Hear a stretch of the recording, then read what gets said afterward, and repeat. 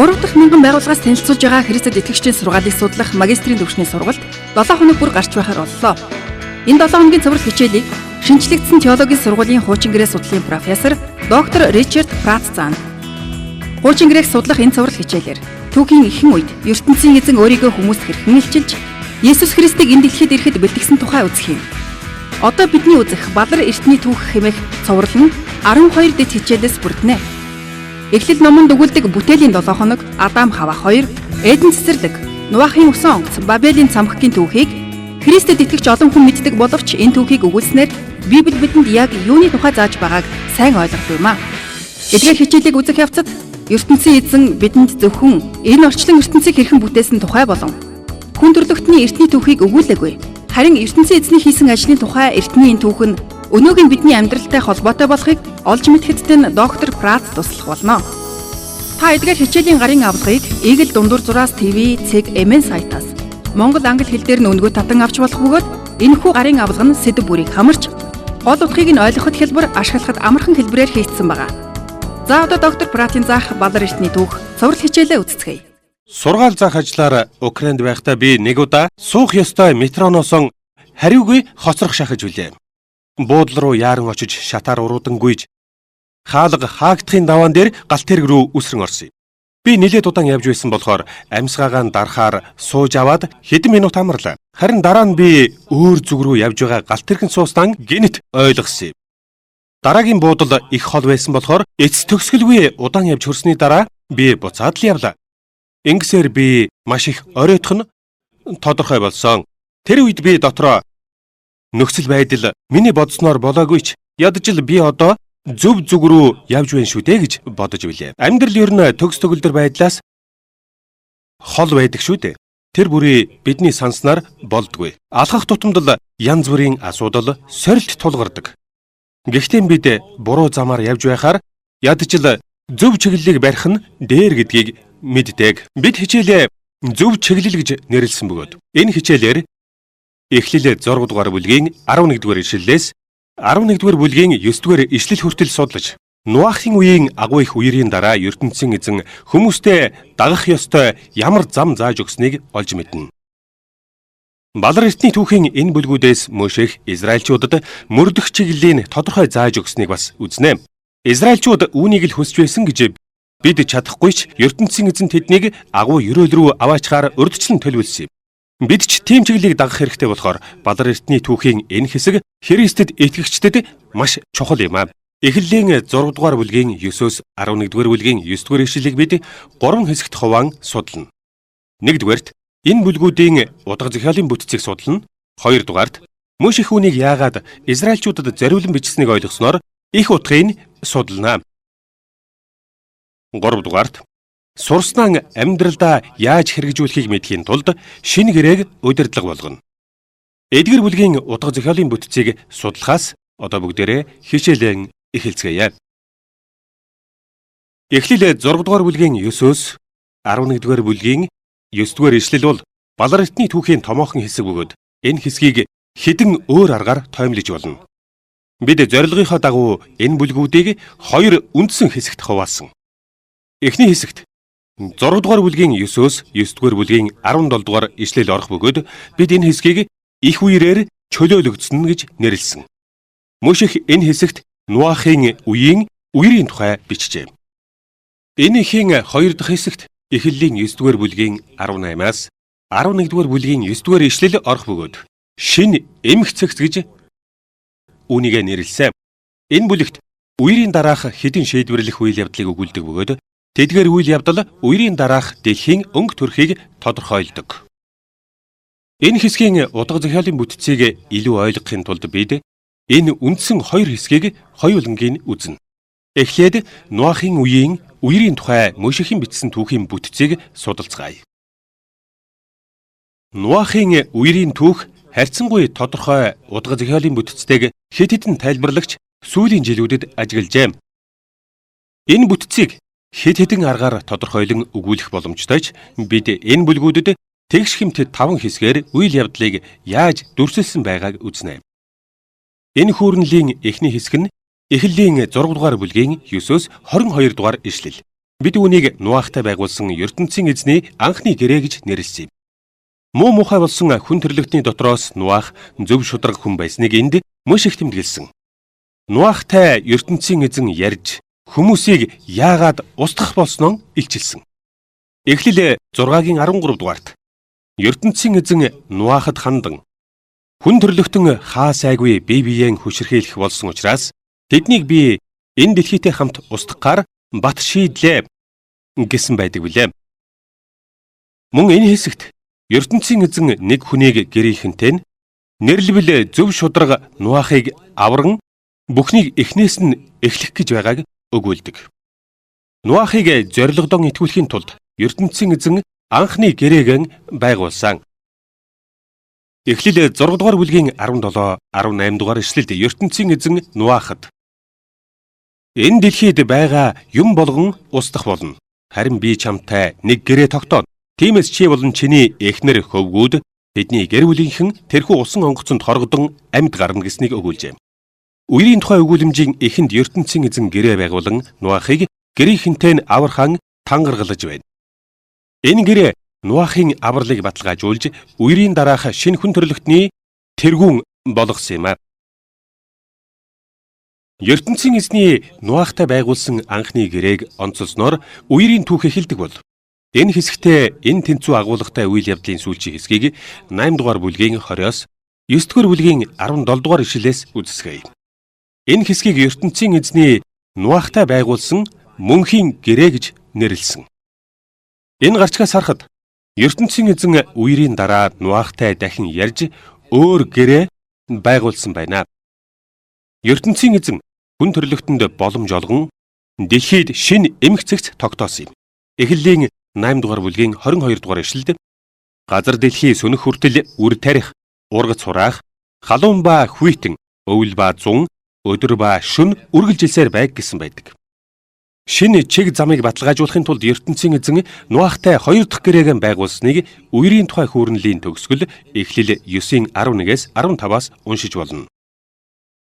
Сонсогтун үүнээс хойш хүн төрлөختөн хизээч үерийн усанд тэр аяараа живэхгүй бөгөөд газар дэлхий дахин усан галавт сүйрэхгүй. Би энэ гэрээг чамтай болон хамт байгаа бүх хүнтэй чинь тогтоод миний тогтоосон гэрээний бэлэг тэмдэг нь Тэнгэрийн үүлэнд татах солонго юм. Ийхүү би хур борооны дараа Тэнгэрийн үүлэнд солонго татуулахтан хүн төрлөختөн болон амьд амтэн бүхэнтэй тогтоосон мөнхийн гэрээг санана. Дэлхий дахин хизээч үерт автан устдахгүй гэсэн гэрээний амлалтаар ертөнцийн эзэн амлалтаа хизээч мартахгүй баттай тэмдэг болгон үүлэн дунд солонго татуулснаар Нуахын үеийн үерийн түүх өндөрлжээ. Гэрээний энэхүү амлалт нь балар эртний түүхэн дэх Нуахын чухал үүргийг харуулж байна. Тэрбээр ирээдүйн бүх үеийнхэнд хамаатай гэрээний зуучлагч байсан юм аа. Үерийн тухай хүүрнэлийн эхний улан сүүлчийн хэсгийг санангаа дунд хэсэгт гарч байгаа үйл явдлуудыг судлаж үзье. ертөнцийн эзний эхний гэрээнээс дундах өрнөлийн 3 хэсгээр дамжин сүүлийн гэрээний шинэ эмх цэгцэд хүрнэ. Хүүрнэлийн 2 дахь үе шат 7 дугаар бүлгийн 1-ээс 16 дугаар ишлэлд гарах бөгөөд энэ хэсгийг Нуах үерээс аврагдсан гэж нэрлэсэн юм. Энэ хэсэг арай хялбархан бүтцтэй. Нуах хөлөг онгоц бэлэн болгож бүх төрлийн амьтдыг дотор нь оруулсан. Үерийн ус газар дэлхийд зад тавьсан ч Нуах гэр бүлийнхэнтэйгээ авчирсан амьтдтайгаан хөлөг онгоцонд ороод аюулгүй байлаа. Нуахын үеийн үерийн түүхийн 4 дахь хэсгийг 2 дахьын эсрэг сөргүүлэн тавьж зохиомжилжээ. Нуах хуурай газарт гарсан тухай Эхлэл 8-6-аас 19 дугаар ишлэлд өгүүлдэг. Үерийн ус татарч эхлэхэд Нуах хуурай газрын мөрөөсөл болж байсан. Хэсэг хүлээсний дараа хуурай газар цугойж ертөнцийн эзэн өмнө нь Нуахыг хөлөг онгоцонд ор гэж тушааж байсан шигэ тэндээс гарахыг тушаажээ. Одоо бүгдээрээ энэ хүүрнэлийн төв буюу оргил хэсгийг Эхлэл 7-гийн 17-оос 8-ийн 5 дугаар ишлэлээс харцгаая. Бид энэ хэсгийг ертөнцийн эзэн Нуахыг санснана гэж нэрлэсэн байгаа. Догшрон ширүүсэх үерийн ус дэлхий дээрх амьтаа голтой бүхнийг устгаж байгааг дүрсэлснээр энэ хэсэг эхэлдэг бол үерийн ус татарч эхэлснээр дуустаг. Энэ хэсгийн гол цөм бол ертөнцийн эзэн яагаад догшин үерийг номхруулсан тухай энгийн атлаа гүн утгатай өгүүлбэр юм. Эхлэлийн 8 дугаар бүлгийн 1-р ишлэлд эд ширүүн бороо орж байхад ертөнцийн эзэн Нуах болон түүнтэй хамт онгоцонд байгаа бүх хүн амьтныг өрөвдөгтөө салхи хүлээлгэхэд үерийн ус татарч эхлэв гэж бичсэн байдаг. ертөнцийн эзэн агуу өршөөлөөрөө Нуахтай байгуулсан гэрээгэн болон түүнтэй хамт байгаа хүмүүсийг мартаагүй. Тэрээр хөлөг онгоцонд байсан хүмүүсийг өрөвдөн үерийг намжаасан юм. Нуахын үерийн түүхийг тоомлсноор уг түүхийн гол зорилгыг мэдж авна. Мөшөх үерийн түүхийг чөлөөлөлтийн түүх болгон бичжээ. Хэдийгээр хорон хэрцгий хүмүүс шийтгүүлсэн ч гол нь ертөнцийн эзэн Нуахаар дамжуулан хүн төрлөختөнд агуу ивэлээр дүүрэн дэлхий өгснийг Мөшөх харуулахыг хүссэн байна. Эхлэл 6 дугаар бүлгийн 9-өөс 11 дугаар бүлгийн 9 дугаар ишлэлийн эхний хэсгийг бид судалсан бол одоо шинэ эмх цэгц гэж нэрлсэн 2 дахь гол хэсгийг эхлэл 9 дугаар бүлгийн 18-аас 11 дугаар бүлгийн 9 дугаар ишлэлээс судлая. Шинэ эмх цэгцийн тухай бичсэн 9-өөс 11 дугаар бүлэг үндсэн 2 хэсэгтэй. 1-дүгээрт эхлэл 9 дугаар бүлгийн 18-аас 10-ын 32 дугаар ишлэлд Нуахын хөвгүүдийн тухай бичжээ. 2-дугаарт эхлэл 11 дугаар бүлгийн 1-ээс 9 дугаар ишлэлд Бабил хотын сүйрлийн тухай өгүүлдэг.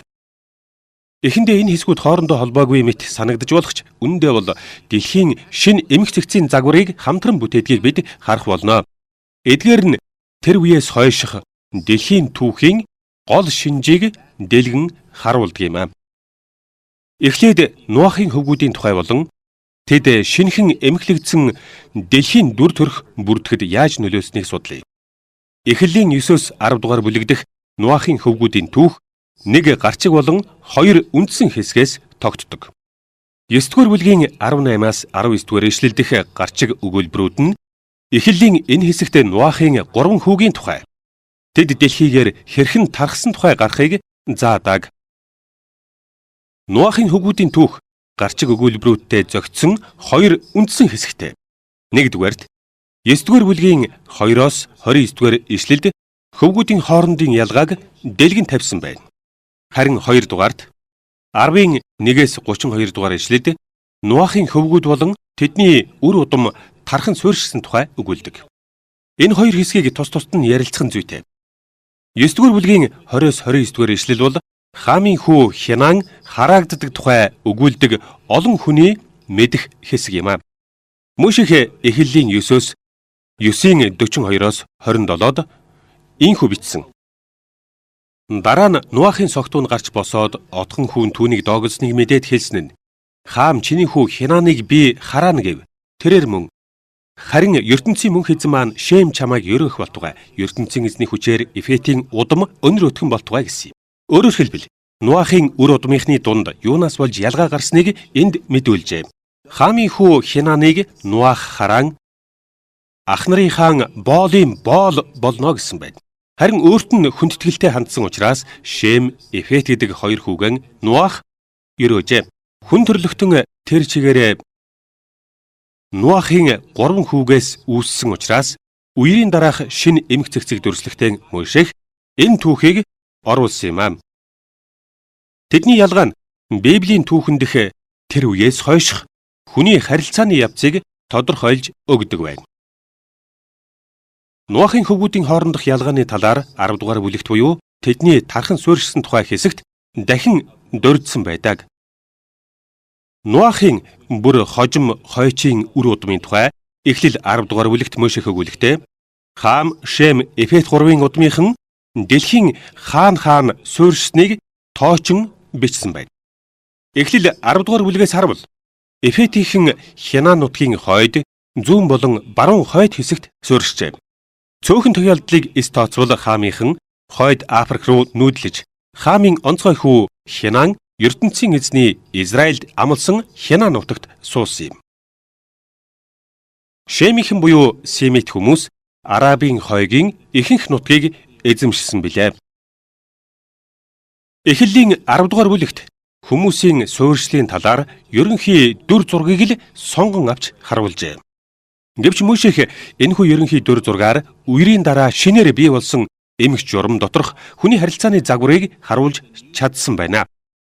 Эхлэл 9-10 дугаар бүлэг дэх Нуахын хөвгүүдийн тухайн хэсгийн утга захиалын бүтцийг бид судаллаа.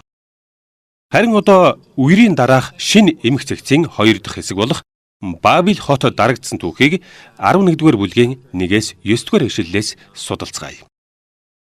Бабилийн цамхгийн түүх тэгш химээр зохиомжилсон 5 үе хэсэгтэй. 1-2 дугаар ишлэл дэх эхний хэсэг нь хүн төрлөختний олонх нь хамт байгааг өгүүлжээ.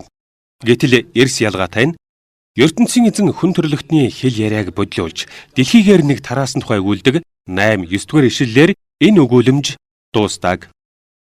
Нэг хэлтэй хамттай байсан хүн төрлөختөн ямар учраас газар сайгүй тархаж олон хэлээр ярих болов. Юу болсныг дунд хэсэгт тайлбарлажээ. 3-4 дугаар ишлэл буюу 2 дахь хэсэгт хүмүүсийн төлөвлөгөөний талаар өгүүлдэг. Тэд алдар нэрэн үүрд дуурсгах, дийлдэшгүй хүчрэхэг болохын тулд тэнгэрт тулам агуу цамхагтай хот босгох болсон. Гэвч 6-7 дугаар ишлэл буюу 4 дахь хэсэгт ертөнцийн эзний төлөвлөгөө хүмүүсийн төлөвлөгөөний эсрэг байгааг мэдүүлжээ. ертөнцийн эзэн их цэргэн дуудан хүмүүсийн хэл яриаг бодлуулж хот болон цамхаг барих ажлыг зогсоолгохоор илгээсэн билээ. Энэ түүхийн шийдвэрлэх үе бол 5 дугаар ишлэл. ертөнцийн эзэн хот цамхгийг үзэхээр бууж ирсэн явдал юм. ертөнцийн эзэн хотыг болон бардам хүмүүсийг хараад Бабил хотыг үгүй хийхээр шийдсэн. Тэгэхэр мөшөхийн бичснээс харахад үерийн дараа амьдрал бас тийм ч сайхан байгаагүй юм байна. Харин шинэ эмх цэгцийн үед янз бүрийн бүлэг хүмүүсийн хоорондох ярвигтай харилцаа бий болсныг Нуахын хөвгүүдийн тухай түүх харуулдаг. Мөн ертөнцийн эзнийг бүр илүү басамжилсан тухай ертөнцийн эзэн тэднийг ялан дийлсэн тухай энэ хэсэгт гарсан. Шинэ эмх цэгцийн талаарх зарим зүйл бидэнд хачин санагдаж болох ч өөрсөд нь зориулж Мөшөхийн бичсэнийг Израильчууд тун сайн тусгаж авахар байсан билээ.